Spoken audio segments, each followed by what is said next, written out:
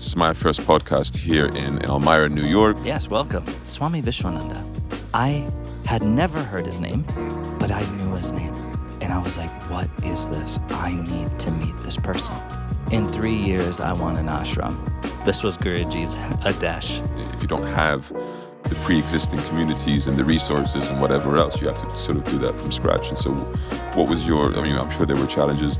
You will never find the perfect place. You find the place and you make it perfect. What is prayer for you? For me, is spending time with the Lord. And something that always stuck with me was always how much you depend on God. We had a Tulsi greenhouse at the ashram. You'd go and sleep in the greenhouse. You just sleep with Tulsi. We must just bow to God and accept His will. No, it is a two-way street. It appears complex at first because of the rituals, because of the mantras, because of the etiquette. All this is really is an optimized environment to connect to the same person that is inside of you and is everywhere. Jai Gurudev, Swami Tulsidas. Jai Gurudev, Swami Revatikaanta. Welcome to the Thinking Bhakti podcast version 2.0. So, fun fact, before we get into any of this, Swami Tulsidas and I, we actually had launched another version of the Thinking Bhakti podcast more than 10 years ago. Yeah. On SoundCloud. It was a sort of janky setup. It was a very different thing, but it wasn't like this. So you would record something on like solo, then I would record something solo, and we would alternate episodes, just sort of giving some kind of like discourse satsang type sharing on stuff, right? And it was really nice, but it was different. Yeah, it was really nice. I was surprised Guruji remembered it. He brought it up a couple of years ago. He did. So I had to ask, permission. Can I do this solo project, Thinking Bhakti? Very graciously allowed me to. So yeah, sure, absolutely, with pleasure. Thank you. So Swami Tulsidas and I, we go way back. I mean, we both met Guruji the same year in 2006, albeit in different contexts. And yeah, then eventually when I moved to Shree Peetha Nilaya, the ashram in actually, now that I'm here, this is my first podcast here in Almmyra, New York. Yes, welcome. Thank you very much. It's been, 5 weeks? Yeah. It's been just over a month, exactly. So I've moved. I'm now in New York State. I'm here at the Narasimha temple, at the ashram here, my new home. And it's super lovely to have you. Appreciate it. Much appreciated. So when we first met each other, really started creating a friendship was of course in Germany, at Shree Peetha Nilaya, where things went, I would say, to the next level of our friendship, and we really became best friends. And so a lot of stories, a lot to unpack. Maybe we'll do it today, maybe we won't. I want to keep this episode extremely sattvic, so maybe it won't go there. But amazing. Swami Tulsidas, when I first encountered you, you were already deeply involved in Almmyra yoga. So you were eventually you're heading that, head teacher, basically leading that globally, the Almmyra yoga department, I would say, from Bhakti Marga.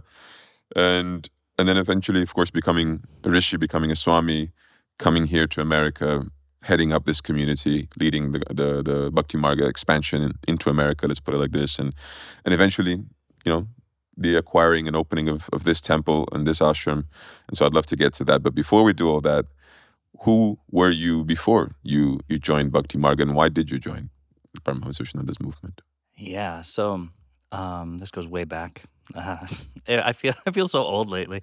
So I grew up in Wisconsin, and of course, Wisconsin, the Midwest, everything is like 20 years behind. And so the idea of meditation and Hinduism, it was like, what is that?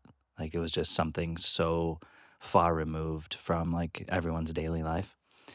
But truth be told, I was in 9th grade, and that's when September 11th happened. And that was a huge shock for everyone in the nation. And it really made me start thinking about stuff beyond normal life.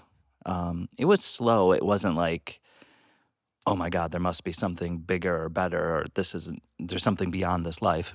Excuse me. But yeah, it was slow, and I started just watching, my family and my friends' parents. Some of them felt like second parents, and asking myself, is that it? Like, when I grow up, I'll be living that same life. And then my kids would be living the same life, and their kids would be living the same life, and I wanted something more, so started studying. I was the first kid that went from public school across the street to the Catholic school just to learn about Catholicism, because I grew up as a Lutheran, and they kind of kicked me out because I kept asking questions which the priest didn't really want to answer. Um, so then I just started studying a little bit, and the only way to study back then, I mean, the internet was brand new, so there was nothing about really Hinduism or Buddhism or meditation or anything like that on the internet. Yeah, I would just go to Barnes and Noble and buy random books and read, and um, I read the autobiography of a yogi, and I knew that Mahavatar Babaji existed. I knew it, even though his story, like he's a 5,000-year-old, yogi. Like, this is a wild statement. I mean, it just breaks any scientific mind, and yet I knew it was true. And so I dived in deeper. And so then when I was, a sophomore and then a senior, I already knew I wanted to be a monk. I didn't know Guruji at that time, but maybe go to Japan, be a Zen monk, maybe wander China, maybe wander India. I didn't know anything, but I was like, that's it. Like, I want to dedicate myself to something, because maybe it's my only life. I don't even know. So if it's my only life, I want to live it the way I want to live it. And I want to figure out what this thing called life is all about. And that's kind of where it started. I mean, it's quite a move for a church to kick you out because you ask questions. I mean, is that a normal thing? I mean, it was they did it quietly. So I would go over in my extra period, and I would join their like catechism. Yeah. And I would raise my hand, and it got to a point where I'd just be raising my hand, and all of the other kids would be like, "Hey, Father, Mike has his hand up." My name was Mike, and he would just act like I don't exist. He would pretend he's not hearing anybody. All the kids would just be like screaming, "Mike has his hand up," because it was clearly obvious that he didn't want to call on me. And so eventually, it was basically like, "Please don't come." I have a similar experience. Nothing to do with church, but I was going to these like interfaith conferences and stuff, and I started to ask questions. And after a while, they were like, "Can you not come back? Like, this is just a troublemaker." Yeah, exactly. Anyway, so yeah, I get it. Okay, so then from this sort of like you became attracted to Eastern, I suppose. And you mentioned China, Japan, India, so like Eastern ideas, and so this is from the books you read. And then from that, how did that transition to, I mean, pretty impressive to want to be a monk at that age. I've met a few people who had that, but it's obviously not a common thing. And then so from that, from Wisconsin, you have this attraction for the East. How do you make a next step? Like, how does that happen?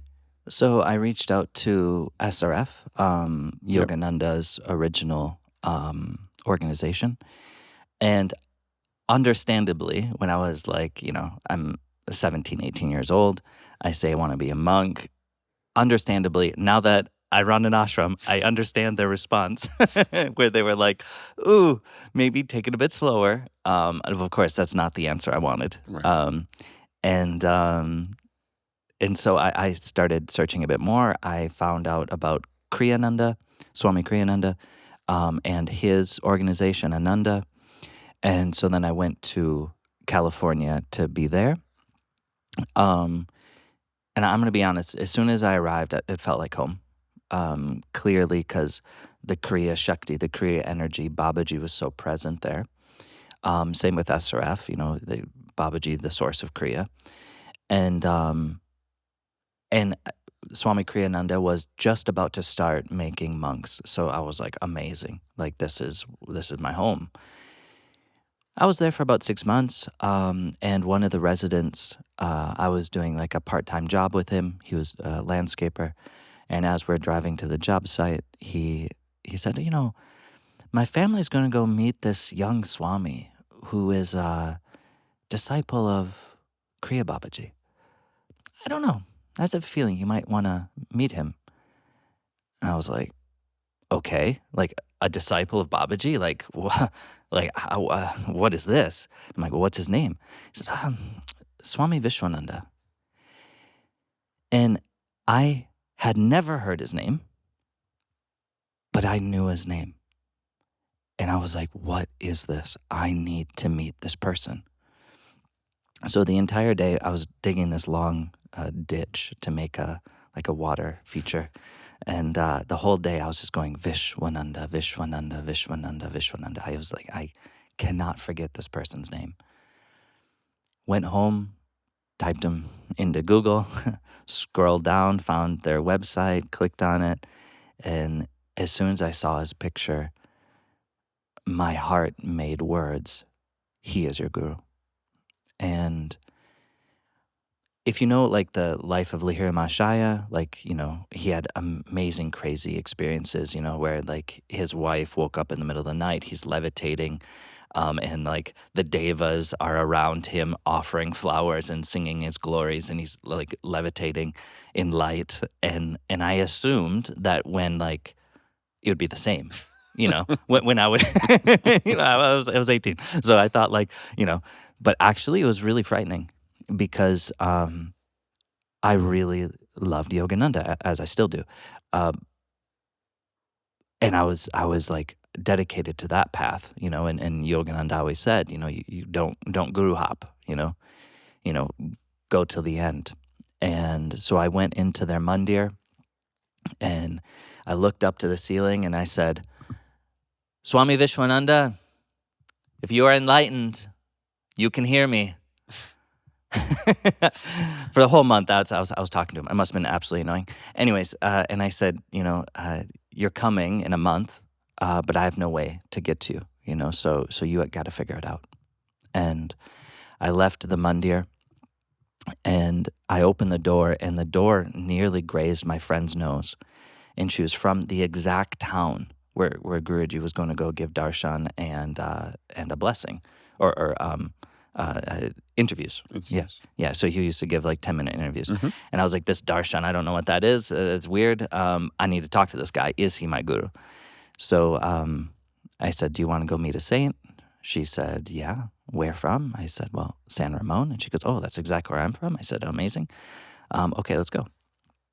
So understandably, they didn't really want us to leave the ashram because they didn't want us to leave, you know, do normal materialistic things and then bring that energy back to the ashram. Especially in the process we were in. We were all like in the process to become residents. And so I had to arrange all of my seva so that I could get like 2 days off. And we just disappeared. When we got back, they weren't so happy. Understandably, because they just went into my room and I'm just like gone. Anyways, so then drove down and met Guruji, and it was phenomenal. And it was like, I knew when I finally was in front of him, it was, oh my God, it was phenomenal. I walked into the room, he grabs me and he like pulls me close. And so I'm kneeling in front of him and I can't think anything except, I love you, I love you, I love you, I love you, I love you, I love you. Like from the depths of something inside, a part of my heart I'd never found before. And maybe it was like 5 minutes long. And then Guruji started laughing and he goes, well, do you have any questions? And the question, again, from my heart, it's really the only 2 times in my life where my heart made words. Are you my guru?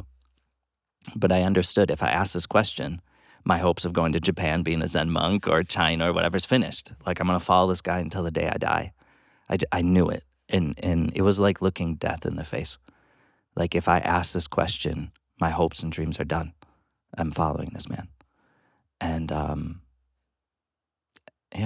I'm happy I asked. And he just smiled and nodded. And all of the fear was gone instantaneously, like it never existed. And asked if I can live with him in India. He laughed and said, I'm not from India, because I didn't know anything about him except his name. Right. And I heard something upstairs, Mauritius, like we're in someone's house, and like in the depths of like my subconscious, Mauritius is Africa? And then I think Africa, Serengeti, giraffes, elephants, zebras, and has nothing to do with Mauritius at all. And I'm like, okay, well, if the guru lives there, let's go. So can I live with you in Africa? And he laughed and said, I don't live in Africa. I was like, oh, where do you live? And it was, he got those darshan eyes, the eyes that everyone knows this is not a normal human being. And he said, I live in the hearts of all people. And it was like I had two thoughts at the same time. One side was, wow, I had never heard words in my life that 100% are true. It's undebatable. This is a fact. Everything in my life up until then was debatable. Like you go to church, everybody debates what Christ meant. You read the Gita, everybody has different commentaries. But these were the first words that I knew were true. But the other half was like, I literally thought, that's not helpful, man. Like, where do you live? And Guruji started laughing so hard. Like, he grabbed his stomach, was laughing. And he said, I live in Germany. Wisconsin's little Germany, so that's not so exotic. And I was like, oh, okay. Can I live with you in Germany? And he said, yes. And I said, okay, I'll see you soon. And then rest is history. Yeah. You moved there. What I love about hearing this kind of thing is because it's like Guruji really attracts people from such different angles, different sort of backgrounds, and what pulls people to him is so, so different. And everybody finds a home in him at the same time.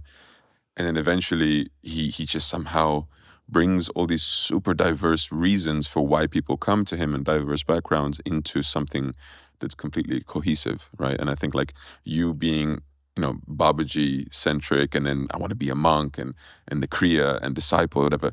I'm listening to this. I read those books for yogi. I'm listening. I'm like, nope. None of that is my version. You know what I mean? And and yet here we are now, dressed the same way with the same tilak, worshiping the same deities. You know what I mean? And it's amazing. Yeah, and I think that's a universal story in Bhakti Marga. I mean, people coming to Guruji from Christianity and feeling like it's compatible, like they're not converting. People coming from Kriya Yoga lineages and feeling like it's compatible, they're not converting. Traditional Vaishnavas coming, don't feel like they're converting. Other traditions, like it's really this. It's kind of amazing actually. And then, yeah, thanks for sharing that. And so then, actually I wanted to ask something, because obviously I know your father. Your father is a brahmachari living here in the community as well. What were your parents' sort of stance to all of this? You go to California, you want to become a monk, eventually going to Germany. Like, what was their stance on this? Yeah, so growing up, my mom was always the liberal one, was always like, do whatever you want, Mike, whatever makes you happy. And my dad was always like sort of the conservative one. Yeah. And, like, do whatever you want, but make sure that you have enough money to put food on the table, But their reactions were opposite. My mom, to this day, doesn't really accept that I'm doing this. She definitely wants me to move back to Wisconsin, white picket fence, next door, family, barbecue, this kind of thing. Well, like you said, Kalpat is a completely different story. And it really shows, like, Kalpat would often meditate when I was young. But I don't know if, that's actually a good question. I don't know if he knew it was meditation, but there was a stillness or a silence around him that like all of us kids knew, like, don't disturb him now. And he would just sort of just be sitting there with his eyes closed, just being with himself. And so when I was interested in all of this, he was exceptionally supportive. Supportive in when I was traveling around California and doing all that. And then when I wanted to go to Germany, he was very supportive. And yeah, so supportive that, as you know, he moved to SPN for 5 or 6 years and helped build the place. And then, of course, here doing the same. It's true. It's true. He's been pivotal in the construction of both of those ashrams, and yeah, special guy. I'm not surprised by his reaction somehow. Obviously, knowing him now, I don't know your mother, but yeah, I've heard stories here and there. So nice. So we spoke about construction of ashrams, and I think that's where I really wanted to talk to you. I mean, this is the first of, we'll have more episodes together, I'm sure, but I think this Looking is forward. it's a special place. It's a new place. It's something that is growing. It's still in a growth phase, and it's fresh and it's beautiful and it's so many things. And I think let's sort of just fast forward and skip the entire German episode of your life when you were, when we sort of built our friendship and became swamis and all of these sort of things. But now you're here. You come to America. We come back to America after your time in Germany. And what was the intent? What was the instruction from Guruji? Like, what was your mission in a sense when you came back to America? Let's start there, maybe. In 3 years, I want an ashram. This was Guruji's Adesh. And I looked at him and I went, okay. Considering that is a very short amount of time. Yeah. Sannyasi, no money, okay, and all right, let's go for it. And we signed the papers for this place 2 years and 11 months. And when Guruji said, I want it, it wasn't an Adesh to me. It was clearly an Adesh to the universe. Like, he made it happen. And everything worked out. It was amazing. And of course, when we first walked through here, I was very overwhelmed, here, especially right here in the temple. I thought, how can we fill up this place? And I was like, I don't know. Like, Guruji was like, all right, send me a report. So I did like a whole 3-page report, pictures, wrote everything down, like finances and blah, blah, blah, everything. Yeah. The pros and the cons. But I was overwhelmed, and I was like, I don't know about this. And also that we are in town. Like, I always was in ashrams that were sort of not in town. Right. Ananda was not in town. Stefansov was like a little village, a couple houses, so it doesn't really count. And of course, SPN, out in the forest. And I was like, how would this be? But of course, the Lord had his plans, and now I absolutely love it. I think it's amazing. But yeah, I remember at Inauguration looking out, and this whole hall, the whole temple was completely full. I mean, there's people out here. It was so full. And I thought, we need a bigger temple. And 3 years. and it was incredible, really. Yeah. I mean, maybe talk me through, because as you said, you came as a sannyasi, you didn't have any money, you barely had contacts here in the States, because it wasn't a large mission, Bhakti Marga here. There's a few people here and there, but it's a huge country. A lot of, the people that were connected to Guruji were very scattered. And you have a mission like this, 3 years, I want an ashram, which is obviously, if you don't have the pre-existing communities and the resources and whatever else, you have to sort of do that from scratch. And so what was I'm sure there were challenges in terms of your faith or mentality perhaps, or how to do this. And so what kept you going there? How did you manage that period? The love of Tulsi, Narasimha, and Guruji. This was the fundamental fuel for my life. And of course, I'm just vastly a different person than I was when I first arrived 6 years ago now. And yeah, I had to relearn a lot of things, understandably, I'd lived in Europe for so long. Also, in a ashram under the loving, strict guidance of a guru. Of course, the way I perceived reality or how I would speak to people was also vastly different than what Americans understand. And so there was a lot of misunderstandings between us, and I had to remember what it meant. I remember literally sitting down and going, okay, how was I before I left America? And remember, just some cultural things. Like America, it's very important to be kind. When we first, when I first got here, we went to the DMV, which is notorious for being rude. And as soon as I walk in, the lady at the DMV is like, "Oh, how you doing?" And I was like, 12 years in Germany, I was like, "Whoa, good. Like, why are you asking?" Like, and so those cultural things, and also bringing out the yeah, there are some like in every culture, there's a deep spiritual truths. Um, for example, I genuinely like the kindness that Americans have in the culture. I believe it should be taken to another level, which would make it spiritual. Yeah, I had to relearn those and put those front and center of my life in my relationship with God and my relationship with the devotees and everybody. Would you say that the situation, it was flowing, like it really just happened in the course of this 2 years and 11 months, so there was, a lot of resistance or difficulty? Yeah, there's a lot of difficulty. Um, but there was a lot of support from the devotees, a lot, and everyone really tried their best.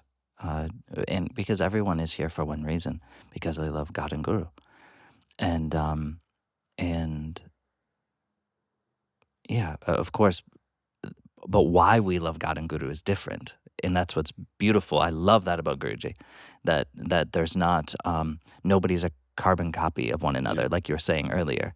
Everyone is so unique, and of course, then coming onto the same page of what does it mean to have an ashram in America. Yeah, there was definitely lots of difficulties. We had a place. We got 1 month before COVID, which, like no one could have ever predicted that. And uh, it was a very beautiful place, but the whole plan, of course, was thrown out the window. And so that place finished. We traveled around. Our home base was then in Florida. We were looking around there. But we already knew about this place. And like I said, because I was overwhelmed, I wasn't jumping headfirst into it. And yeah, so then, but no other place worked out, because that's a cool thing about, I would say, in Guruji and Narasimha, is that if it's not meant to be, it will not happen. Point.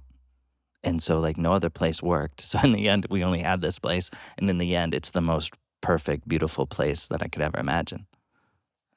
Yeah, I think it's important for people to hear that it's not always flowing the way that, people sometimes fantasize or romanticize these situations. I think every time we speak about a relationship with God, a relationship with Guru, and when we talk about unconditional love, and the Gita speaks of Bhakti Yoga as being an enjoyable path, a path of that it's easy in comparison to others, perhaps. And sometimes we paint a picture in our minds of just this flowing river, and it's all going to be amazing. You just let yourself go, and you'll just flow to every success. And I think it's important for people to come to terms with the fact that, yes, it's easy because it gives you tools to cope with every obstacle. Yes, it's easy because if you hold on tight to the faith that you have in Guru, God, Scripture, everything, it will carry you over those turbulent waters, but the turbulent waters will be there, right? Krishna says in the Gita, by my grace you shall overcome all obstacles. And I think most people think, by my grace you shall have no obstacles, right?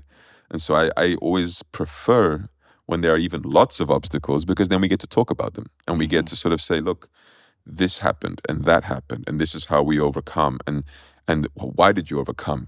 Because of the grace of the Lord, because of Narasimha, because of Gurudev, and that's both real and faith building. It's real because people go, well, I'm going through some tough stuff too. So I can relate to that. I mean, that seems way more grounded, way more down to earth, way more tangible than someone who sits here and says, I arrived here and I said, my Gurudev said ashram, and then I clicked my fingers and ashram was there. Wow, God is great, right? I think that's, if that's ever happened to anybody watching this, all power to you, and then God is great. But I like this, this sort of just being open and honest, and even if you would call it vulnerable, yes, but that there are challenges to be met to accomplish something. So piggybacking off of that, I wanted to say, or sort of hear from you, you were overwhelmed. Is it going to be doable? Is it going to be this? Is it going to be that? What was Guruji's role in this? I would say, like, what were your interactions with him? Like, what was his way of guiding you through this process, I would say? Yeah. So he outwardly didn't seem so enthusiastic. It just seemed to make sense. But he had said many things in the past, like, to me about ashrams or whatever, like, you will never find the perfect place.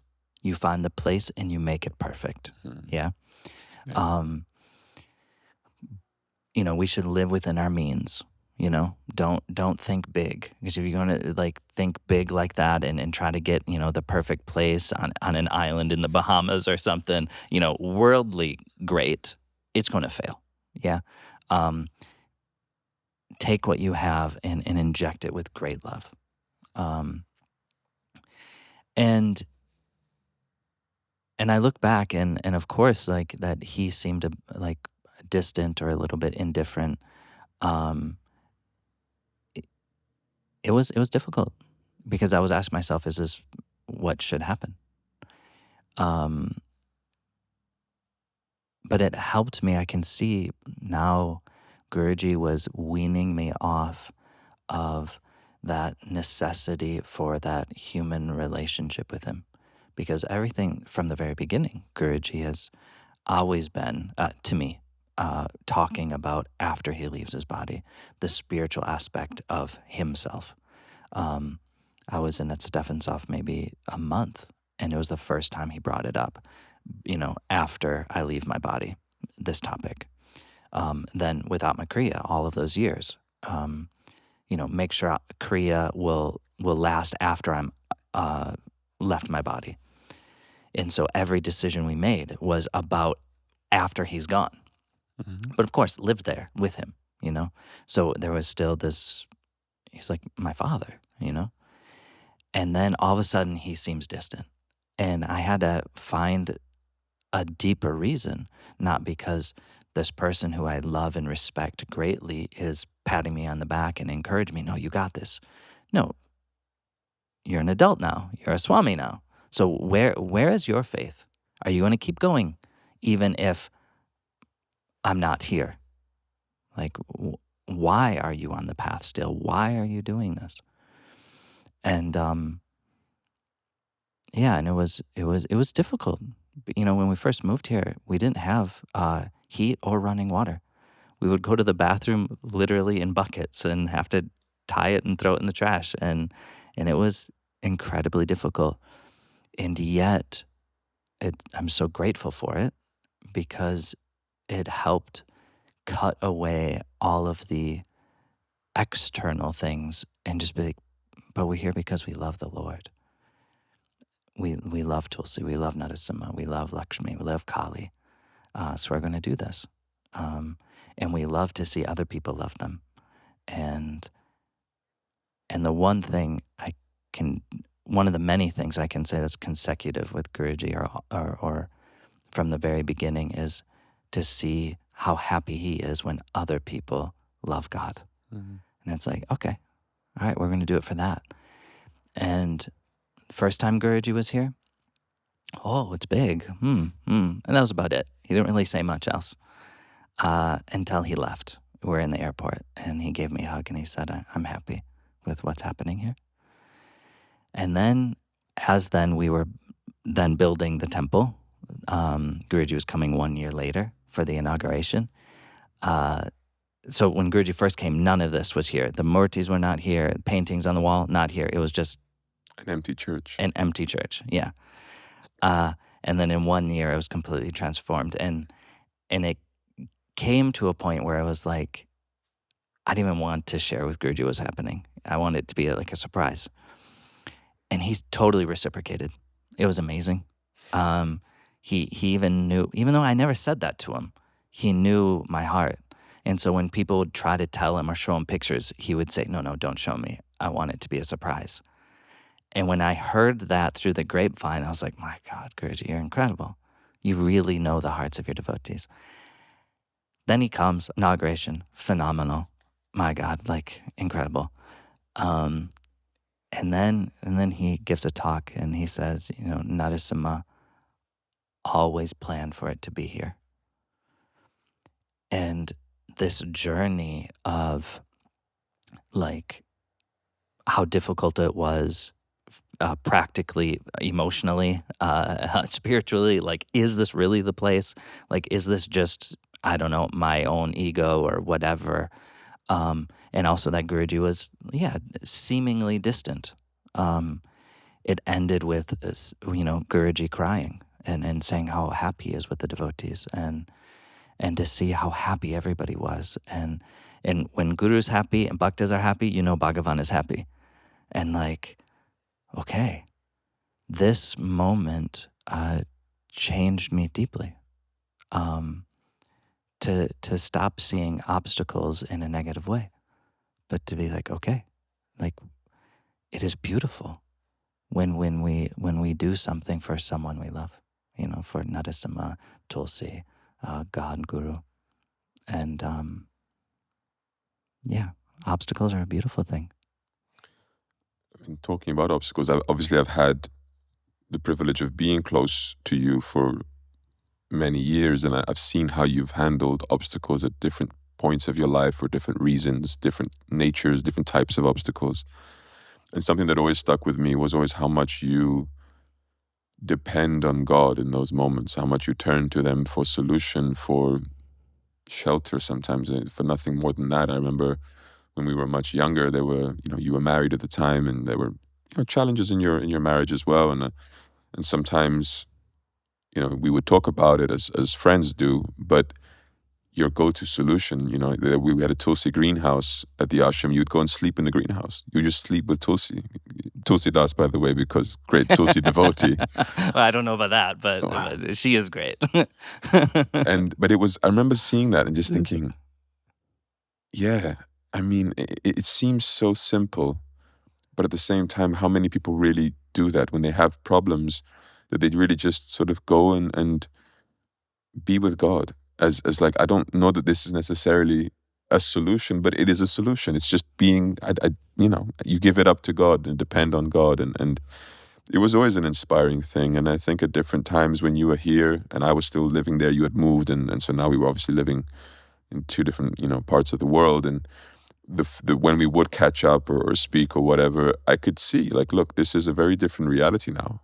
He's living in some very different situation. Everything you said about changing, readapting to the culture, meeting new people, establishing all that this became, but of course in the physical absence of Guruji, and how, Guruji had, of course, at that point, and we'll get to this next, I think, but Guruji had given you Narasimha, this deity of Parinitya Narasimha, and how much you were attached to that deity, how much your relationship with Narasimha became what it is today. And I think it's, if I really want to, the reason I'm sharing all of this, the reason I'm saying all of this is because I feel like we need to learn from each other, and we all need to sort of remember what's of actual importance in our lives. And one thing I've always picked up from you is this: it's how much you turn to God always when there is something, an obstacle or whatever, and even when there isn't. But that is really, really, I think, forgive me for talking about you in this way, but I think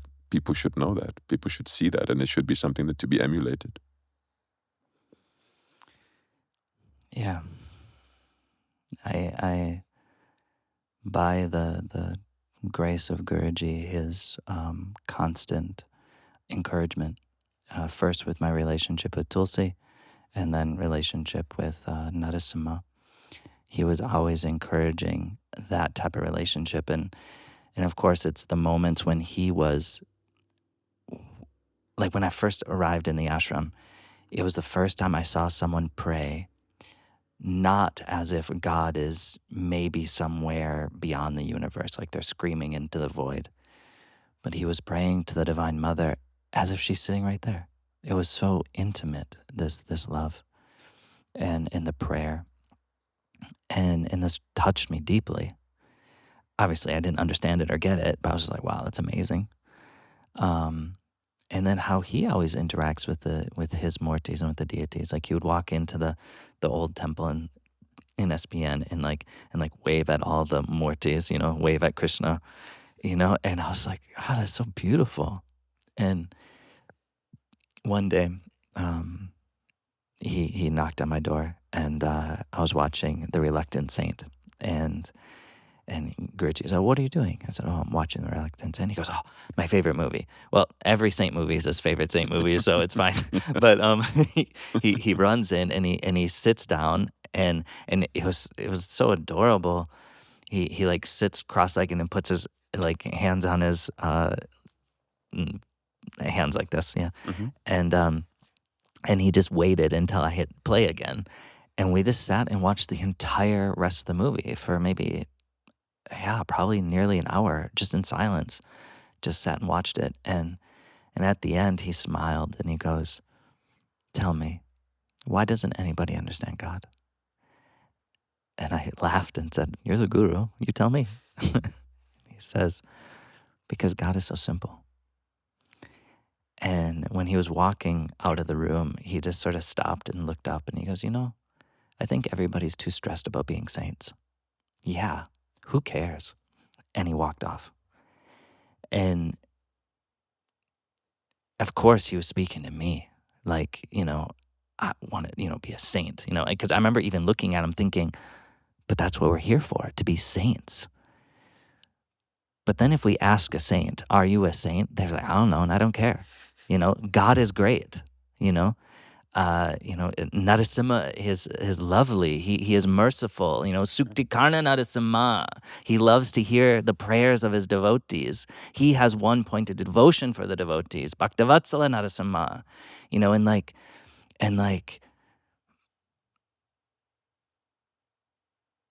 Yeah. Also, many times I would say is that Guruji was the intercessor for Tulsi, where he would deliver messages from her to me. And he really helped me feel and know that she exists. She's real. It's not just a figment of my imagination. And then he would point out when she would do miracles for me, where her invisible hand was there guiding everything. And so he helped me to feel that God is real. The Divine Mother is real. And when we say she's the Divine Mother, it's not just some concept like, oh, she's cosmic mother. No, she is the mother of everyone. And she loves everyone, like individually. And if it's true, then let's make it true. Tulsi, if you're my mother, then prove it. Be my mother. Narasimha, if you are my best friend, then prove it. And they always do. And they do that for everyone. And we just have to be open to that possibility. I feel like so much of your story is like our theology playing out in real life. So what I'm I don't know, okay. No, I'll tell you why I say that, because I was in France with Guruji one time, and we were having a sort of like, I would call it a holiday of sorts, which basically means taking a few moments from not doing seva. Like a few moments is like holiday. Yeah. So, and then I'm having a chat with him, and we were not in Shree Peetha Nilaya, obviously, and he just asks me, he says, "Do you miss the deities?" Because I was serving the deities on the altar. And I said, "No, Guruji, I'm with you." I was kind of thinking to myself, why would I miss them? I'm with you. For me, you are non-different. You are divine incarnation, and I'm in your presence. And he was disappointed by the answer. He was like, "That's not a good thing. It's not a good sign, You should miss the deities." But I was seeing it as a black and white scenario. If I'm missing the deities, then isn't that I'm not appreciating your presence enough? Because everything I get from the deities, I can get from you. And so if I'm, didn't make sense to me. You know what I mean? Like he was clear in his stance as to what he felt about what I was saying. But for me, it was, yeah, confusing. And then, May I add? I remember you shared this with me yeah, when you got back from that trip, and to make it like another level of like mind blowing, like what is he trying to say? Was you were serving the gurus, you were serving Ramanuja Babaji and him in the yeah, temple, yeah. and so like I also would have had your stance, and I was like, what? And all I could think was, okay, that is such he is Guruji often will make a scenario or give an example which is just so extreme Right. that then makes everything else true. It's like undebatable then. So okay, you gave me Tulsi Narasimha. If you're telling Swami Revati that he should miss the deities, and one of the deities is you, Guruji, and like that is such a wild statement that I'm like, okay, then for me, I must constantly miss Tulsi Narasimha. Like I understand, yeah. that story actually helped me so much. I'm going to be honest. That is a fundamental story in my life, actually.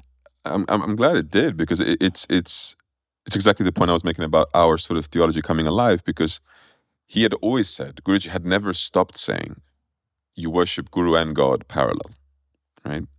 He had also said things like, your guru is everything. You of course you bow to your guru first, and he's the grace, he's the boatman, he'll take you there. He is the divine representative. He comes as divinity incarnate in front of you to show you the path, and all of these kind of statements. And at some point, I had been teaching this for a long time in this way, that how can you only be a Guruji Bhakta? How can you only be absorbed in him and that not make you a hypocrite? Because to be, I love Guruji. I'm not so much into the deities or the traditional sort of Vaishnavism scripture, because I just really love Guruji and I trust him. But if you love him and trust him, what is he constantly telling us to do? Love God, get to know God, serve God, go to the prayers, go to the temple, do your sadhana, study, read Bhagavad Gita every day. Like, and it felt like people were divorcing Guruji from everything he stood for. They were liking Guruji the man, Yeah. but not Guruji the function. Guru, like as a guru, what is he actually instructing you to do?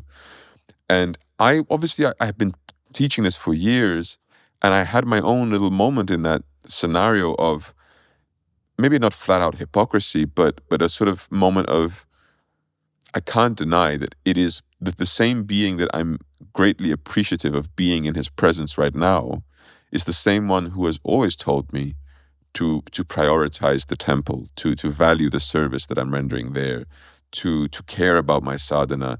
He's always pushed me, like, and it's been a thing where I have always almost resisted that pushing, because my mind, my heart even would tell me, but I'm solid with you. Like, I have a relationship with you that is so strong. I don't feel your absence. Wherever I am, I feel he's with me. I have never missed Guruji, really, because I've always felt him right by my side. And so the concept of me having to miss something else, because you pointed out, and I think it's a very good part of the story, that the deities themselves it was the Guru altar. So there was Mahavatar Babaji, Sri Ramanujacharya, and Guruji. I started to think it's not so much about the deities in terms of the persons that were there that I have to miss, but it's almost I should miss fulfilling his instruction, because his instruction was, you serve in the temple. And I was nonchalant from like not fulfilling that instruction. There was not this anxiety in me or this, I'm not fulfilling what he actually told me to do right now. Yes, I may be in a very enjoyable situation, but that enjoyment should not cloud my vision of the instructions that have actually been given to me, regardless of this. So is it possible to simultaneously enjoy his company here, away from my quote unquote duty, and still miss my duty without one cannibalizing the other, in a sense, right? And I feel like, yes, and that's somehow an expanded way of really honoring the relationship with the Guru. And because the Guru has told us, you find God, love God, be devoted to God, I brought up what you've been doing, what I've seen you always doing, right? When you went to Tulsi, and then afterwards, when Guruji gave you Narasimha, he materialized Narasimha from his heart for you. I remember, correct me if I'm wrong, but that he had told you that this was by the grace of Tulsi. Yeah. Right? Yeah. Now, we have often been criticized or at the very least questioned, let's put it like this, as to why we are so liberal with the deities that we worship. There's so much Divine Mother, there's so much Ma, there's so much Shiva, there's so much, you mentioned Kali earlier. Here in this ashram, we have the temple that is uniquely dedicated to Parniti Narasimha, but in the ashram building itself, there is a Ma temple with Saraswati, Lakshmi, and Kali, right? And Durga, right? Durga, my bad, yes. And so then I'm actually looking at that, and I try to answer to people, and I try to explain to people, but please, you have to understand, the worship we're doing for every one of these non-Vishnu Tattva deities is because we want their help, we want their mercy, we want their grace, we respect them, we honor them as the closest companions to our Lord, the people who know Him, the people who are His perfect servants, and they are here to help us. And that has always been our understanding, and we do it and look at it playing out. This is what I meant about the theology coming alive. You were a Tulsi Bhakta. You worshipped her. Yeah. And you worshipped her intensely. You were like, it was always about growing the Tulsis. You made a Tulsi handbook. You were telling everybody about Tulsi. It's Tulsi, Tulsi, Tulsi, Tulsi, Tulsi, Tulsi. And I was a Narasimha Bhakta at the time. My Guruji gave me my study since I was 17, whatever, Narasimha. And I was worshipping Narasimha, and he was Tulsi, Tulsi, Tulsi. And great. And I told you about, sleeping with the Tulsi in the greenhouse. And then one day he materializes Narasimha for you and says, now you serve Narasimha by the grace of Tulsi, right?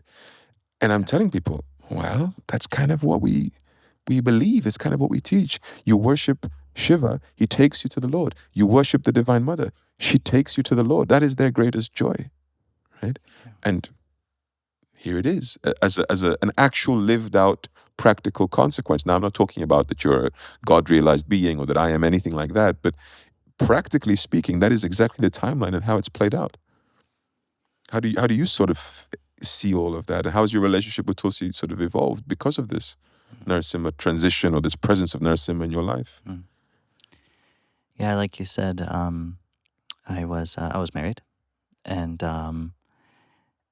Tulsi was still a centerpiece of my life and our relationship. Yeah, and then. Guruji later said that Tulsi got jealous, and that's why she's the one who finished the relationship, because she didn't want to share me with anybody else. And it's so beautiful. Anyways, so I go to Guruji, and we all know we don't ask to become Rishi or Swami, but yet I asked. And the rishis were like brand new. It was like something Guruji really hadn't done much. Swami Keshava and Swami Aniruddha were rishis, but even they just wore red. That's all we knew. They're just special really thing, yeah. Special brahmacharis who wear red. That's all we knew. And I had asked Guruji, like, please make me a rishi, because I want to spend the rest of my life with Tulsi. And so in my fantasy, I was like, I'm going to give up Almmyra. Like that can go to like Ruchita, Swamini Ruchita now. Rishika, Ruchita. I can go to her. Like amazing. I'm going to just like wake up in the Tulsi greenhouse, which Guruji had said he wants a greenhouse with 1,000 Tulsis. So you hear that, Lord? You hear that, Tulsi? Mm-hmm. Okay, good. I was like, I'm just going to wake up, take care of her, go to sleep all day, every day. And when Guruji, I texted him this, that I want to serve her and take sannyas. And Guruji texted back, come to the bungalow. And one more thing happened. Actually, normally when I write Guruji, I will write something and then I reread it as many times as necessary to know that every single word is sincere. Right. And it's a beautiful sadhana because he is someone who, like one time I said something and he answered my words. And I went, oh, no, that's not what I meant. And he looked at me and said, I know exactly what you meant, but it's not what you said. So I answered what you said. And Guruji often will reflect our insincerity to help us become sincere. Yeah. So anyway, so usually I'll reread it many times, as every word is sincere. And I scroll back up to reread this message, and literally my hand moved and went, send. And I'm in the Tulsi greenhouse. We had like 100 Tulsis then. And I'm looking around at all of them. I said, you did this. I said, I don't know what happened right now. You must take responsibility for this now. And then he writes back instantaneously, come to the bungalow. So I run up and we're sitting at the dinner table. And he goes, tell me about this beautiful message. And I said, I don't know. It's just when I'm with her, everything makes sense. Tulsi. And he goes, well, what does she do to you when you're there? And I went, what? And he goes, well, I don't know. Does she appear to you or what? And I said, no. And he goes, what do you mean? I said, I don't know. What do you mean? And he looked at me and he looked up. And as we all know, this famous moment when Guruji looks up and you know he's talking or seeing something. And I know it. In this moment, he was talking to Tulsi. And he just smiled and nodded. And then he turned back to me and said, okay, wait 2 weeks. Yeah. I can't make you sannyas unless your wife agrees. You belong to her, I said, okay. That night, went back to the greenhouse and was in some type of trance until 5 a.m. So maybe 8 hours. I just sat there and I was like living all of the future dreams, hopes, things that my ex and I planned on doing. Guruji had said he was going to send us to Miami and to start a yoga studio there, And so like I was in this trance, like living the future somehow. And at 5 a.m, I sort of came out and it was clear either I can live that life, recreate all of that karma, or I can live for Tulsi. And obviously chose Tulsi. And instantaneously, of course, my ex felt it when I saw her that day, She looked at me. She was just like, something happened. What happened? I'm like, oh, nothing. I don't know. Texted Guruji. I said, I can't lie to her, Please let me tell her what I want. And he goes, okay. So I talked to her. She agreed. Yeah, she said, if that's what makes you happy, then yes, of course. Very selfless of her. And I saw Guruji later that day, and he was looking out the window, and his back was to me. And up until then, Guruji was always teasing me. That was like the one devotee who never cried. Yeah, I would never cry. And he would always tease me. And then he said, I've decided I'll give you my Nitya Vigraha. Now, I know those Sanskrit words, Nitya Vigraha, eternal form, but I didn't know what he meant. But something deep inside understood, and I started sobbing, like ugly crying, snot and everything. And Guruji turns around and he goes, are you crying? And this is like amazing. Also, I want to say, I love this about Guruji. He is able to give beautiful divine levity in like very amazing divine moments. Like I love that about him. Anyways, and I look up at him and I'm crying and I'm like, yes. And he starts laughing and he goes, why? And I said, I don't know. And he smiled and said, go to Tulsi, she'll calm me down. And then later we spoke again and he said it was Tulsi. Like, she was jealous and she didn't want to share you anymore. And she wanted to give you this grace. But I have to say, when Paranitya Narasimha, when he gave him, he was very ferocious. He is technically Ugra Narasimhadev, disemboweling Hiranyakashipu.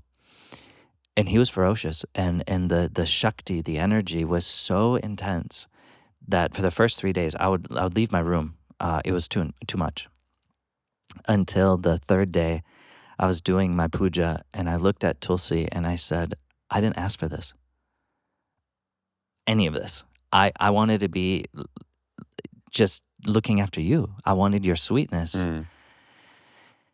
And I said, but you have come from him. And so as sweet as you are, he must be more sweet. Show me you in him.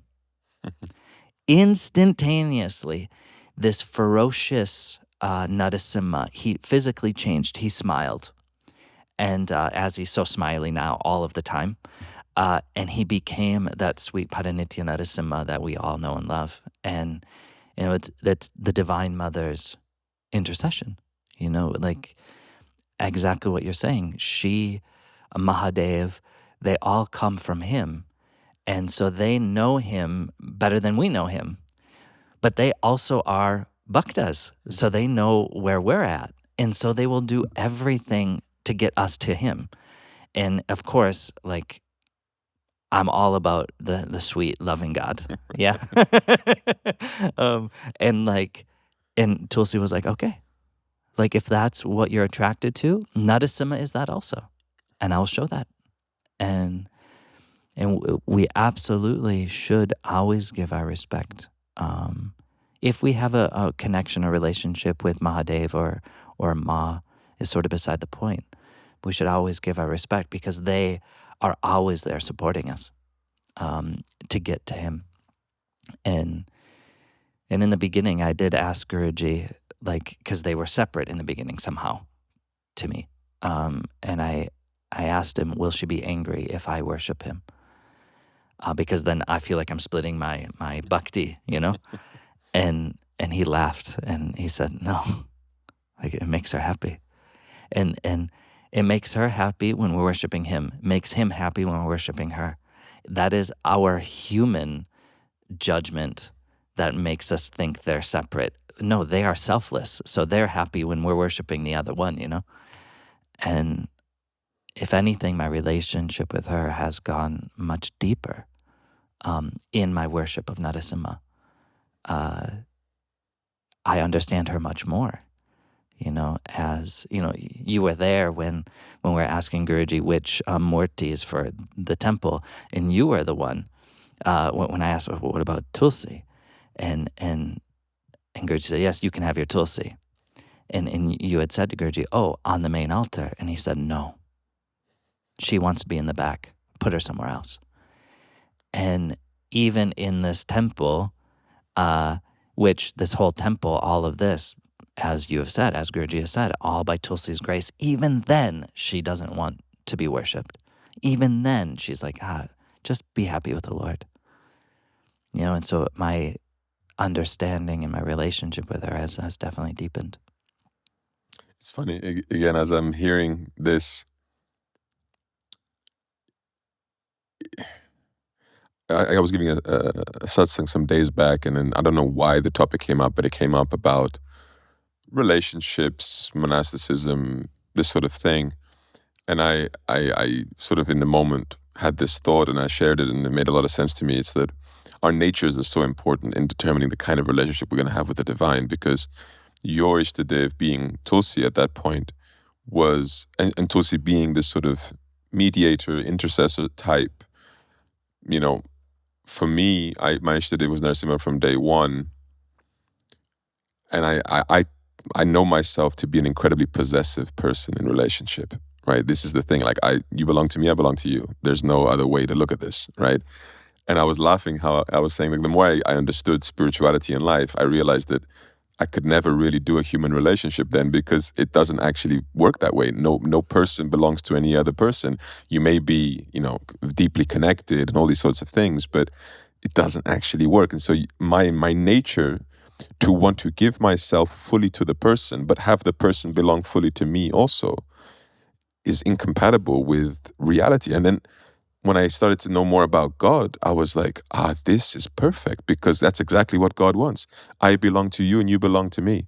And there is no ifs and buts. Like, possessiveness is actually a good trait for a relationship with God, not for a relationship with anyone else or anything else. When you try to possess things, when you try to possess people, whatever, this is all doomed to fail in some sense.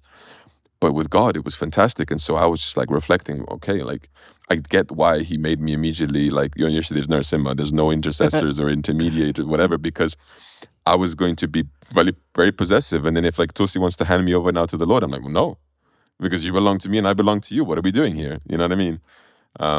So I actually, just as a sort of reflection, I think it's a nice diversity again, like different natures have different pathways to in the end the same. You worship Narasimha, I worship Narasimha, but in very different flavors in some sense. And even the Narasimhas that Guruji made for you and made for me, even though they're the same, they're not the same in the mood, in the appearance. Like I love how smiley Parnita Narasimha is. And he was ferocious first, but my Narasimha, he's just sort of, I can't describe it. He's also smiling. But he's very chill. Like he's not Ugra. There's no Hiranyakashipu there. He's not ripping anyone apart. He's just standing. He's just standing there with a smile on his face, flower in his hand, like just, and I very much resonate with this too. Just chill. We're good. Like there's no drama. It's not spicy Narasimha. I like spicy Narasimha too, don't get me wrong. But it's just solid, like standing there, blessing. And I think it's just, this diversity of relationships and natures and all of these dynamics is just really, really special, beautiful. I obviously I witnessed so much of what you were describing, your own journey and seeing my own. It's so cool to like have this play out the way it does. And even when he then told you, to make a temple for Parnita Narasimha, this temple is there for that realization of that instruction. I mean, the large vigraha of Narasimha is the large replica of the small one that you have from Guruji. And I remember when this happened, when he gave you this instruction, I had the thought in my mind, should I make a temple for mine also at some point? And I just immediately thought to myself, nah.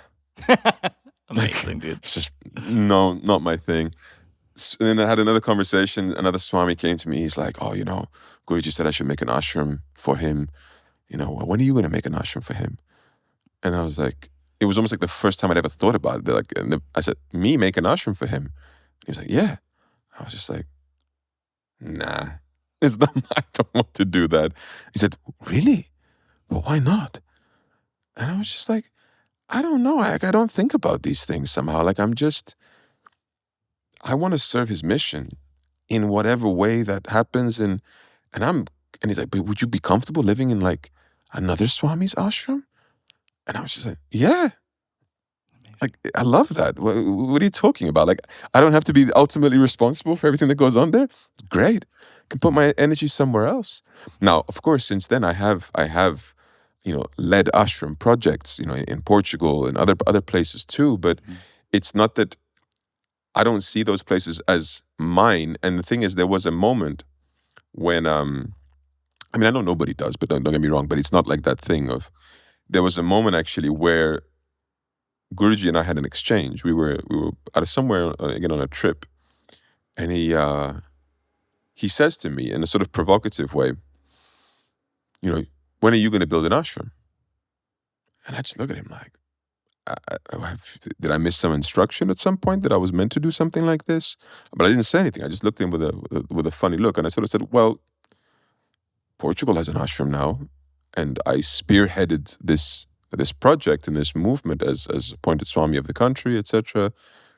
And he says to me, no, you didn't do it wasn't you who made Portugal happen. Like, you're not the leader there, And I was like, I'm pretty sure I am, but okay.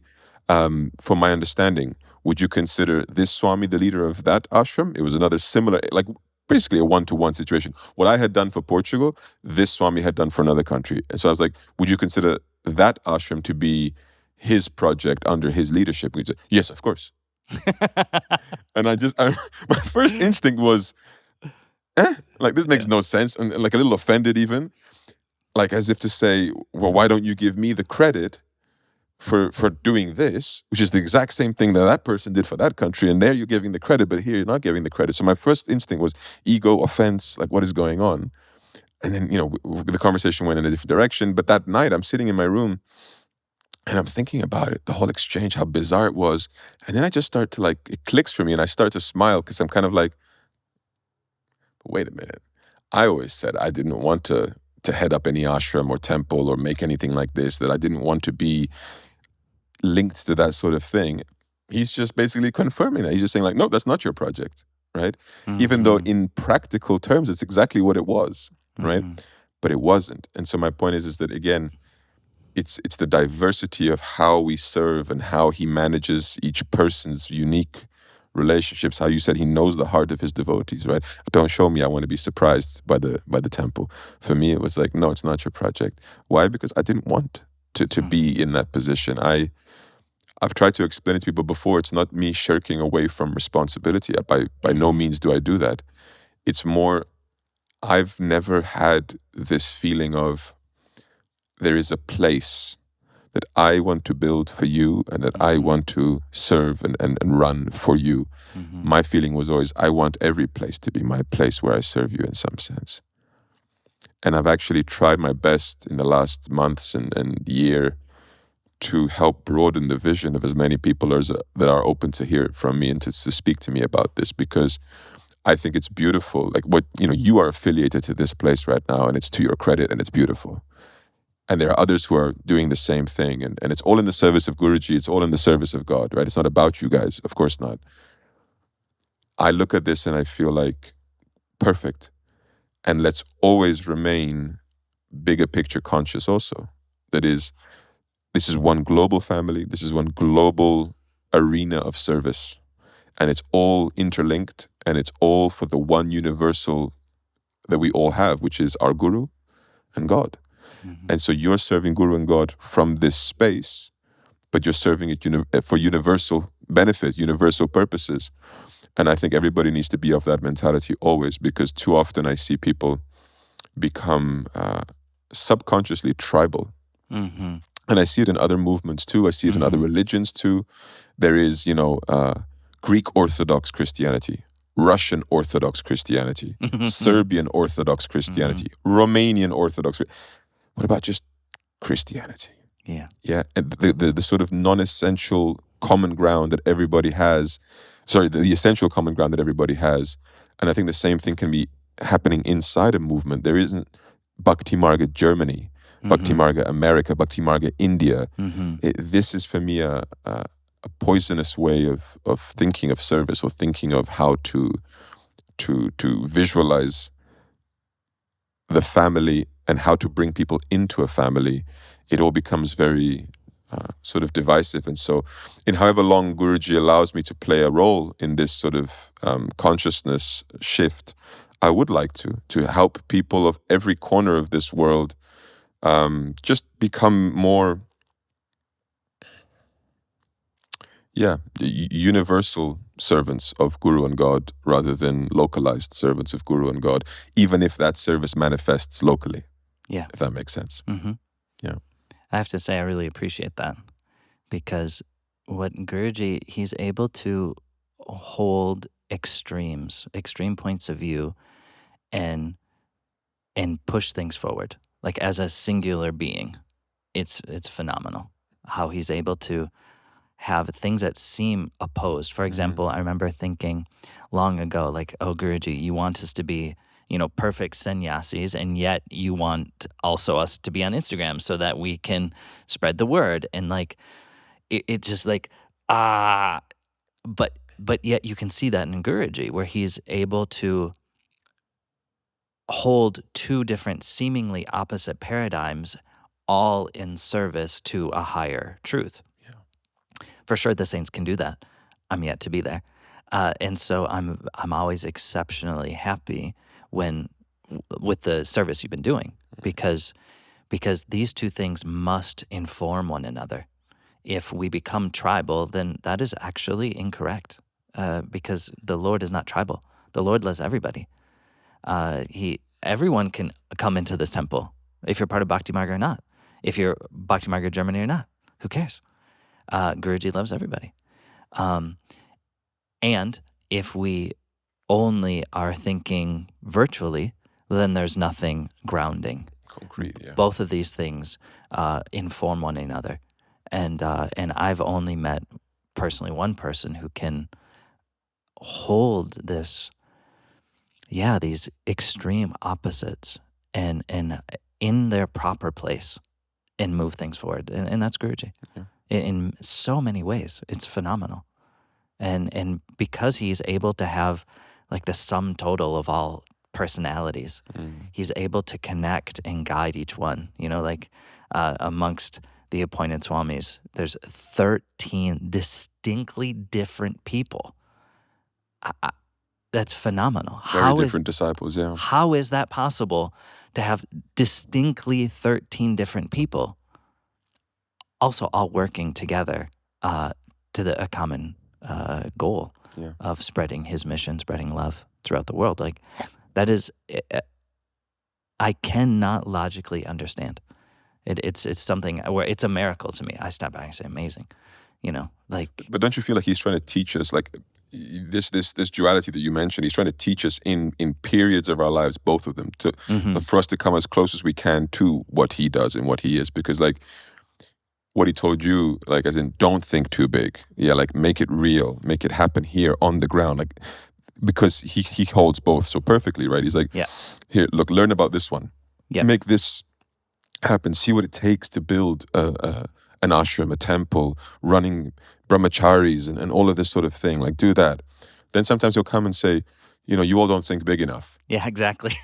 What is wrong with you people? No vision. No vision. Yeah, exactly. Only small little petty things. Look at this small little success, Gurudev. Are you happy with us? No, I'm not happy. Think big. Where's the big achievement? Big impact.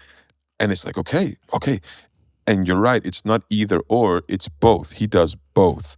But I think for us, we have to take it almost sequentially or in different roadmaps how to get to as close as possible to his abilities, because obviously we're not of the same, let's say, capacity, but we learn from him. He's teaching us expertly, and we learn and we start to share and we work together as a body of 13, as you said. And I think we all sort of partake of each person's experience and each person's field that he is pushing them to, very purposefully, like, I want you to focus on this. And it stops you, it ring fences you from then being able to do also this and also that. And it's just how it goes. Yeah. And I think that's where the community strength and strength in group leadership also comes into play, because as individuals, we don't come close to his masterful ability to do all these different ways of leading and growth and management, whatever, spiritual power. But as a collective, I think we come the closest to it. Yeah, precisely. Like maybe in a future podcast, like we keep saying, we know each other so intimately. Like we know things about each other that I don't think anyone else other than God and Guru knows. And certainly no podcast audience is going to know. Yes, we're taking those stuff to the grave. But like Guruji has guided you and I very differently, and yet constantly putting us together to support one another, to understand one another, to grow. And I am exceptionally happy to have you here, because one of the downsides of America being so geographically apart from like SPN and Guruji's mission is that for the last so many years, it was Swami Tulsidas's vibe, like how Guruji has taught me. I can't teach someone how he has taught you. I can only lead someone how he has led me. And having you here, when in some ways we're like polar opposites, because I remember distinctly some things where Guruji has said opposite things to us. To the same exact question, because both are true.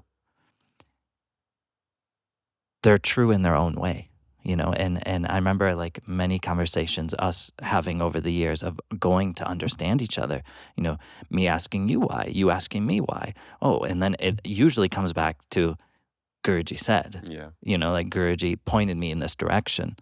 And as like you were just saying, as a community, I think that's the closest we can get to Guruji as a person, where he's able to connect and relate to every type of person. There was one time we were in the lobby, and there was a devotee. Their son, he was 5 at the time, was playing on the iPad, and Guruji walked over, and I swear to you, he became small. Like, he became shorter. And he sat next to him, and they were playing on the iPad, laughing and giggling like he was a 5-year-old boy. It was so adorable. It was amazing. And then he gets up and he walks over to, at that time, a devotee who is like 15.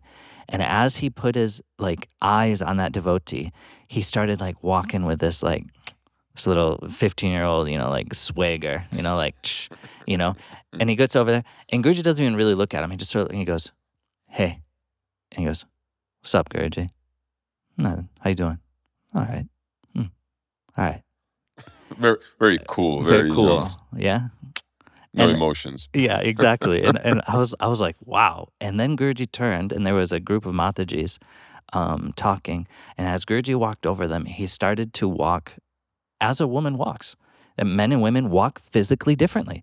And he started walking as a woman walks.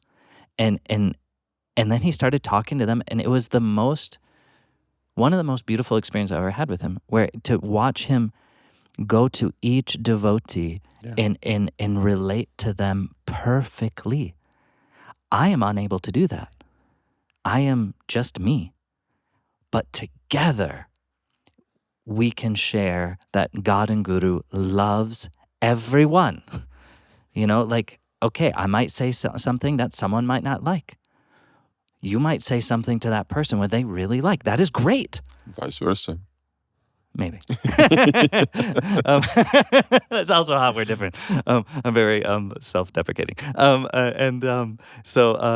I absolutely love that. I love that. Yes. And I can see over the years how Guruji, from the very beginning, has always been planning everything so meticulously after he leaves his body.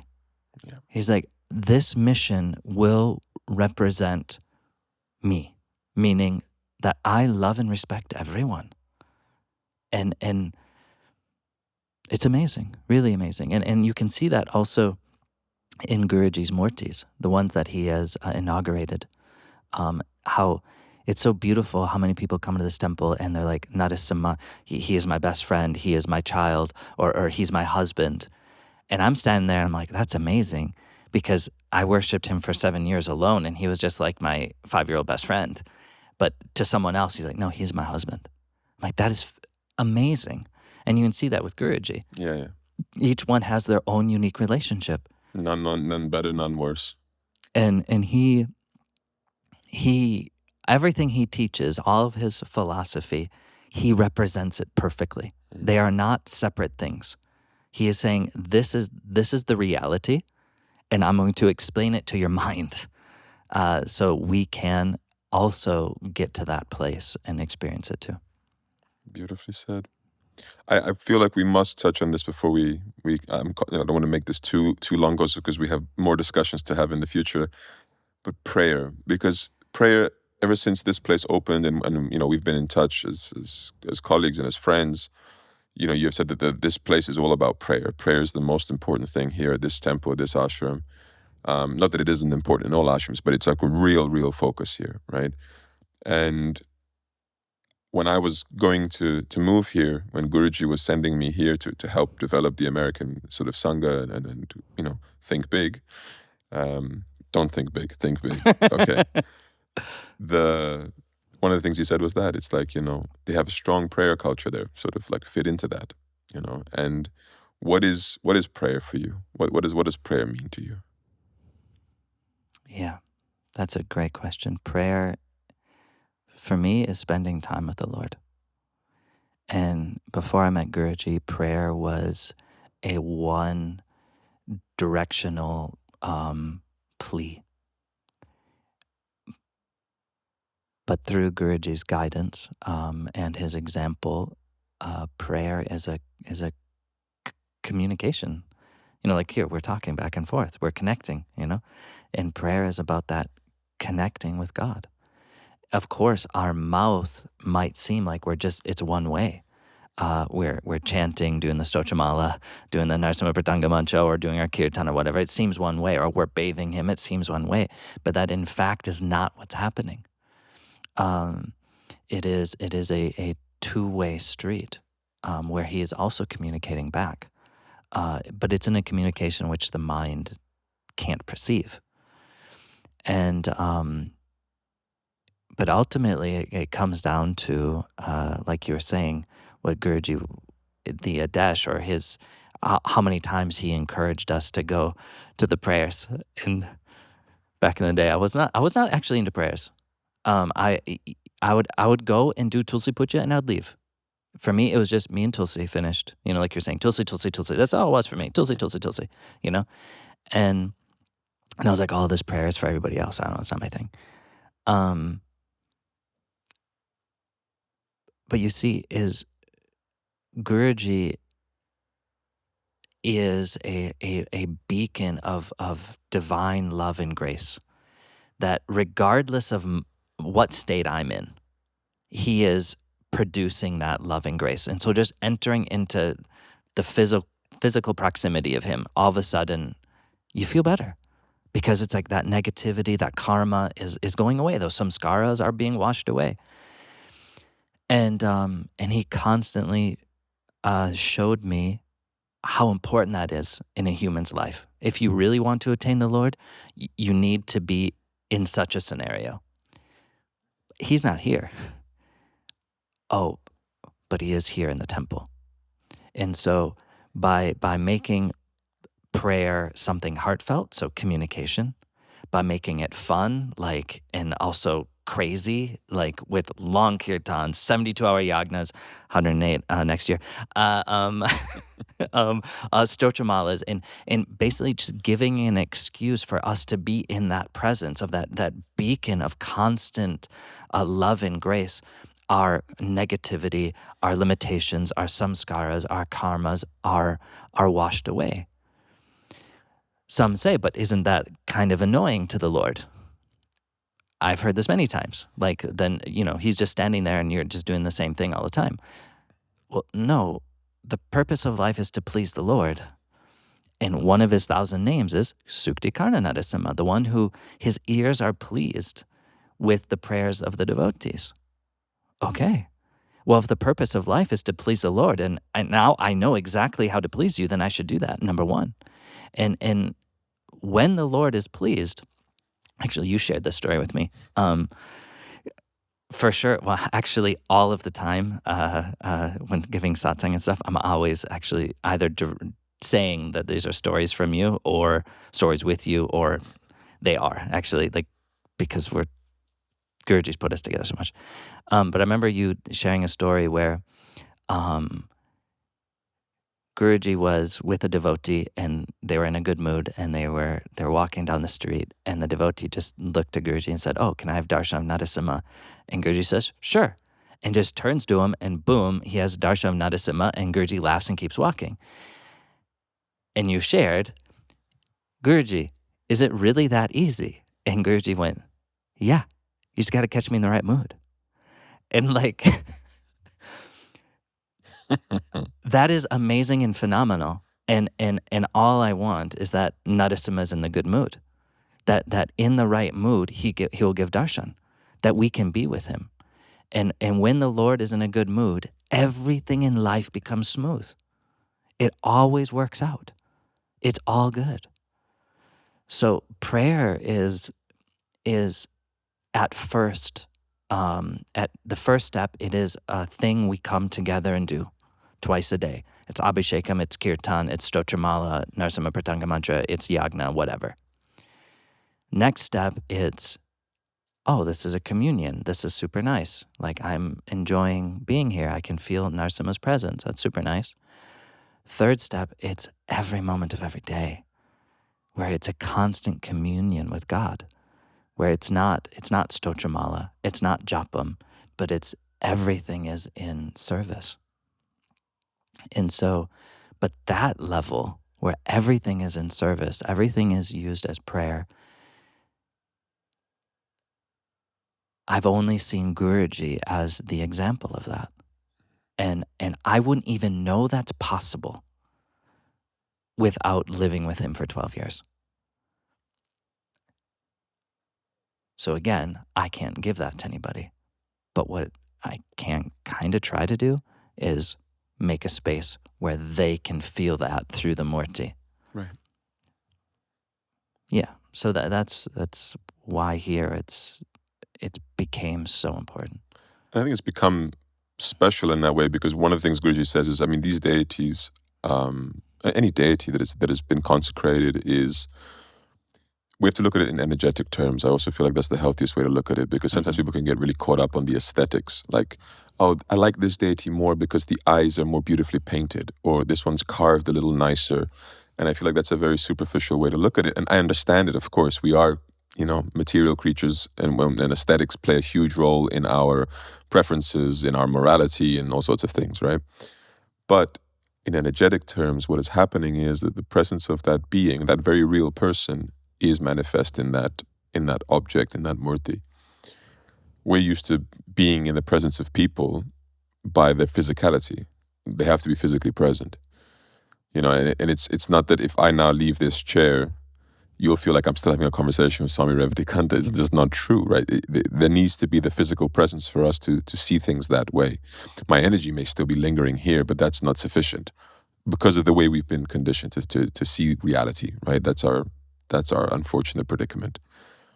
But with God, who is all-pervading, when he is requested to make his presence felt and known and let's say perceptible, that's what happens. And so we create the vessel for that presence to be identified, which is the murti, right? And so if you have this kind of framework, what you're doing in the temple when you come to pray is you're coming to spend time, to hang out, like you said, to be in communion, to be in the presence of God, of the Lord, in a way that is tangible and perceptible to who you are today. Now, it's true that exactly like you said, through those layers, eventually it's going to have to become all of your life.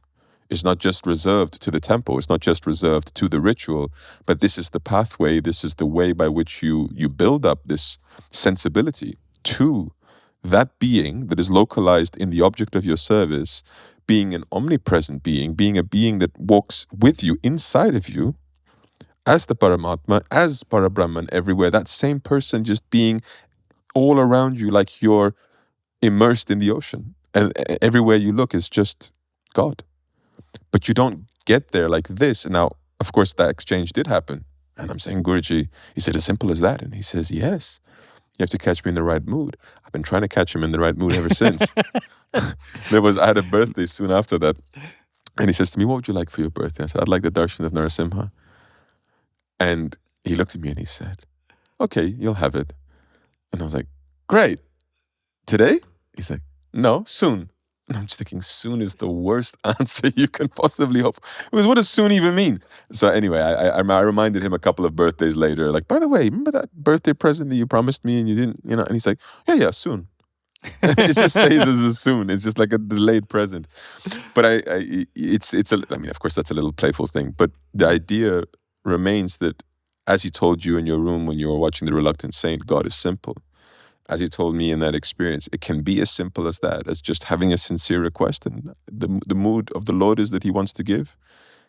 And I feel like prayer can similarly become a very simplified thing. It appears complex at first because of the rituals, because of the mantras, because of the etiquette, because of the clothes, because of all these externalities make it appear to be foreign and complex and this, that, and the other, and very formal. And I always try to tell people who struggle to overcome that, because some people are actually attracted to that. They love that stuff, whatever, okay? But some people struggle to make that their thing. You need to change the lens. You need to change the framework, because all this is really is an optimized environment to connect to the same person that is inside of you and is everywhere. You're coming here to work on that ability to connect to that being. If you have that, whether you're in the temple or whether you're in the bathroom or anywhere else, it doesn't make a difference. But what will persist, no matter your state of realization, is you will serve.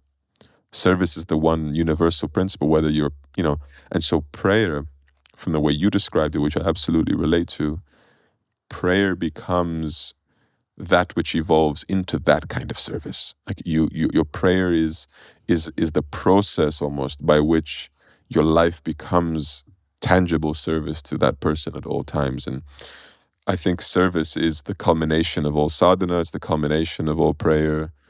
It's not to be too, let's say shastric here, but if we go to the Gita, I always found it to be incredibly relevant because he speaks of 4 people that approach him, Krishna. And the reasons we come to pray match up very well with this depiction he gives, because the first reason is you come because you're suffering. You come because you have some difficulty, and then you come and you say, I need to pray. And it's easy to convince people to do it for those reasons, right? Everyone gives prayer a shot when they're suffering, even those who don't like prayer, even atheists, even whoever, even demons will pray if they're struggling, right? That's the first reason. Second reason is because you want gifts, you want outcomes. And I don't say necessarily a house, a job, a wife, a car. No, you want specific outcomes. I want to feel peace. I want to feel this. I want that. I want this change. I want to see that change. It can even be for someone else. I want my son to pass his school exams, right? You want some outcome. You want some gift. So you come to God as a sort of celestial Santa Claus, right? Who's like, if I make my request, Yeah. Which is not that he doesn't do it, but, that's the second reason for why people do it. The third reason is curiosity.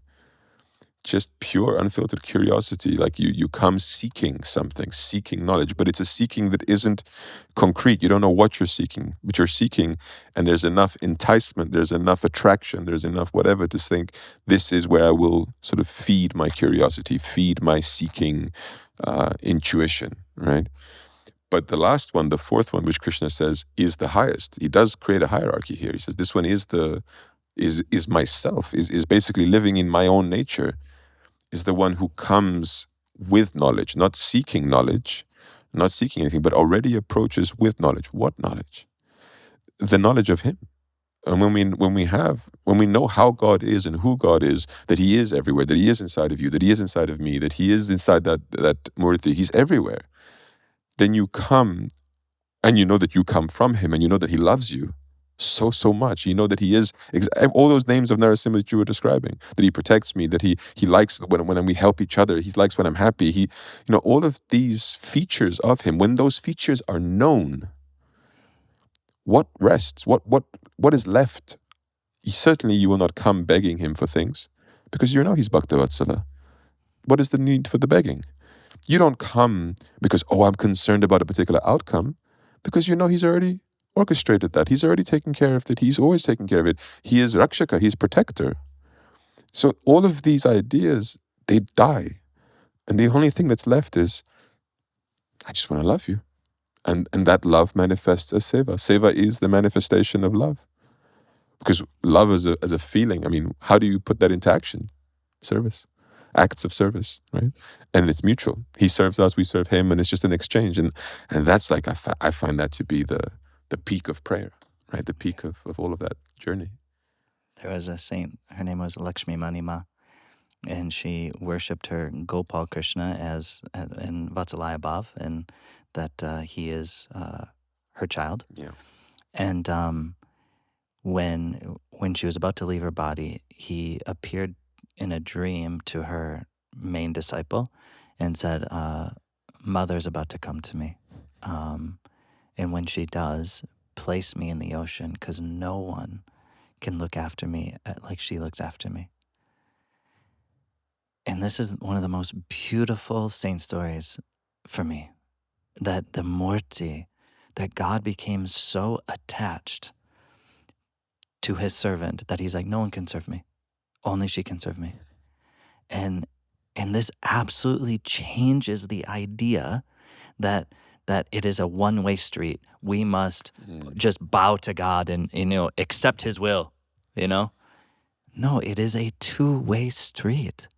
It is a love relationship. And just as we are different, like I'm hanging out with you, you know me very well. I hang out with someone else. They might know me, probably not as well, but pretty well. Of course, I'm different because you're different, and it's the same. But I'm still the same being. To my parents, I'm a son. To my sister, I'm a brother. To you, a friend. And it's the same with God. He is this. He's the sum total of all potentiality of relationships. So we need to just ask ourselves, what relationship do we want? And that relationship is not impossible, but very difficult to find outside of the worship of Bhagavan. If I find him just as Paramatma, just as Parabrahma, it's beautiful, it's great, really great. But to feel your best friend or your son everywhere, your beloved everywhere, where you tangibly feel your beloved everywhere, in the hearts of everyone, that starts with coming to the temple and growing in that relationship where you turn to the Lord and you say, like, yeah, I feel you are my husband. I feel that you are my best friend. I feel that you're my child. And if enough people do that, the place starts to grow in its intensity of that intention, even in feeling. As you said, you can't give the love of God to someone, neither can I, but we can create an environment where the love of God is experienced easily. There is the story of this individual who came here. Maybe tell that and we can wrap it up on that, because when Guruji heard about this, he was really happy, enthusiastic about it. So what happened here with the love of Narasimha? So there was a family that only by Pariniti Narasimha's grace, only by Guruji's grace, this temple in certain demographics in the world has become literally world famous. There are many, even priests, Hindu priests, that when they're traveling from India here in the Northeast, it's become a pilgrimage place. They're like, we need to go see this Narasimha. It's amazing. We've only been open. Well, for the record, there's this amazing Narasimha, the 7-foot Narasimha. There's Parnit Narasimha from Guruji's heart materialized for Swami Tulsidas. And there's 3,000 soligrams now? 3,000 soligrams and counting. Understandable attraction, yes. Yeah. So amazing. So anyway, so there's this family that wanted to come, and the husband and the brother, because they're family, was notoriously an atheist. A really lovely man, did great service, even in the community, but he was just like, look, I don't really believe God exists. I've never felt something. But okay, you all want to go? Okay, let's go. So they come, and what is one of the special things about this temple is everyone can do parikrama around the Mula Murti, around Narasimha. And as he approached the Murti of Narasimha, he looks up, and something happens. We only found out later what happened from Guruji, but something happens, and he faints. And of course, they pick him up, and he sort of comes back to, and he starts crying, and they make sure he's okay. They get in the car and they drive home, and home was about 4 hours away. And the entire drive home, he's crying and just repeating, God exists, God exists. I've never felt so much love in my life. And he gets home, instantaneously, he's a changed person. Instantaneously. And he gets home and he's telling all of his friends, you need to go to this temple because Bhagavan exists, God exists. And they're all just looking at him like, who are you? 20 days later, he was in his low 50s. He had a stroke and passed, but passed with a smile on his face. And when I wrote this to Guruji, I heard about this from the family because they came for Narasimha Chaturdashi, and his sister was here, and his sister was saying, we all know that Narasimha took care of him. We all know it. In that moment, everything changed. And so I wrote that to Guruji, and Guruji wrote, Jai Narasimha. When one has true darshan of the Lord, nothing else exists. And so in that moment, when he looked up, he had darshan of the Lord and was overwhelmed by his love. And immediately, all karma was destroyed. And 20 days later, entered Vaikuntha. And So On that note, please come here, although we don't take responsibility for the consequences of your arrival. Yeah, no, amazing. And I think there's not much to add. It's tangible. The love of God here, the love for God, the mood of prayer, the mood of service, and Narasimha's willingness to reciprocate. It's all very, very tangible here. And my great thanks to yourself and the community here who have made that environment, who have built that up by the grace of Guruji, by the grace of Narasimha, by the grace of Tulsi, have made all of this happen, and long may it continue and long may it grow, and let's do this and make it even more successful and more impactful, changing people's lives. Yeah. Thank you so much for having this conversation with me. The first of many, I hope. Yeah, absolute pleasure. Really. Take care, brother. Take care, Dave.